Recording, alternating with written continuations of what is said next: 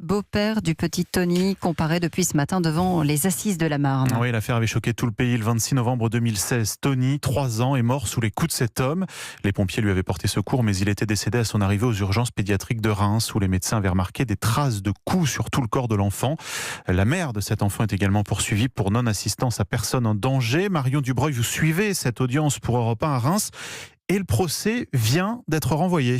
Oui, un procès renvoyé à la demande des 3 avocats de la défense. Ils ont quitté la salle devant des dizaines de confrères qui arborent un rabat rouge en signe de contestation contre la réforme des retraites. Maître David Scribe représente le beau-père de Tony, principal accusé dans le dossier. Même si c'est douloureux de ne pas assister à un client, nous en sommes contraints. Mon client, de toute façon, je l'avais prévenu, il est pour lui hors de question qu'un autre conseil l'assiste dans le cadre de cette affaire-là. C'est une affaire douloureuse, compliquée. Je n'ai pas plaidé un dossier, moi, depuis 6 semaines. Que ce soit un conseil des prud'hommes, un tribunal correctionnel, une cour d'assises. On est devenu certainement un peu plus ferme aujourd'hui parce que du côté du gouvernement, il reste à ne rien entendre. Donc on est obligé de devenir plus ferme. Face à lui, sur les bancs des parties civiles, la demande de renvoi n'a pas fait l'unanimité.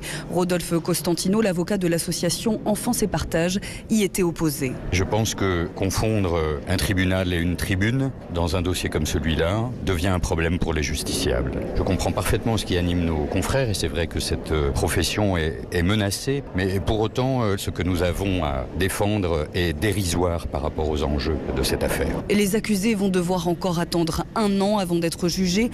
En prison pour le beau-père, en liberté pour la mère de Tony qui malgré tout s'est effondrée à la fin de l'audience. Et pour le bâtonnier de Reims qui soutient la grève, ce délai c'est bien la preuve que le gouvernement ne donne pas à la justice les moyens de fonctionner correctement. Marion Dubreuil aux assises de Reims.